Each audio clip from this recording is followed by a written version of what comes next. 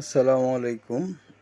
সবাইকে স্বাগতম জানাচ্ছি বাংলাদেশ বনাম ওয়েস্ট ইন্ডিজের দ্বিতীয় টেস্টের দ্বিতীয় দিনের খেলার বিষয়ে। আসলে ক্রিকেটটা তো আমাদের মতো ভক্তের রক্তে মিশা একটি খেলা। আর আমাদের প্লেয়াররা কিছু রান করতে পেরে কোনো রকম জাতীয় দলে টিকে থাকতে পারলেই হলো।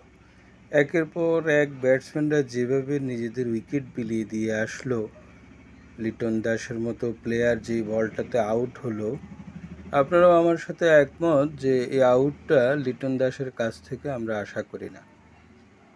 এছাড়াও বাকি প্লেয়াররাও যেভাবে আত্মহতি দিল, এক ধরনের সুসাইড বলা যায়। তো বাংলাদেশ হারুক বা জিতুক, আমাদের মতো ক্রিকেট ভক্তদের বা ক্রিকেটটা আমাদের রক্তে মিশে গেছে, তাই জানি কি হবে। তারপরও আমরা বাংলাদেশের খেলা আসলে টিভি মোবাইল নিয়ে বসে যাই, বাংলাদেশের খেলা দেখব।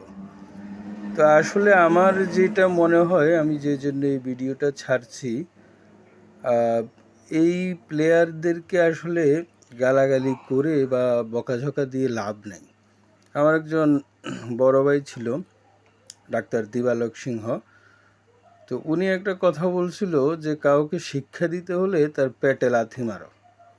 তো আগে আমরা যে ক্রিকেটারদের মধ্যে দেশপ্রেম, দেশের জন্য খেলার যে একটা আগ্রহ, যে একটা পাগলামি দেখতে পারতাম জয়ের জন্য, সেটা কিন্তু বর্তমান ক্রিকেটে নেই।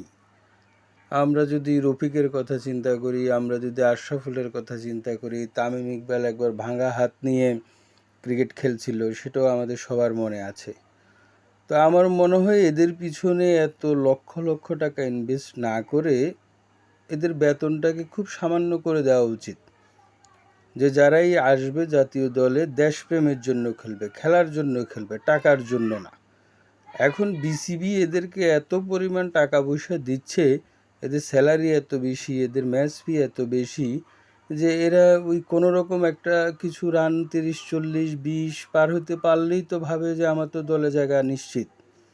তাই আর এদের ভালো খেলার, একটা ভালো কিছু করার যে মন মানসিকতা, সেটা নষ্ট হয়ে গেছে। তাই আমার মনে হয় এদের স্যালারির উপরে হাত দেওয়া উচিত।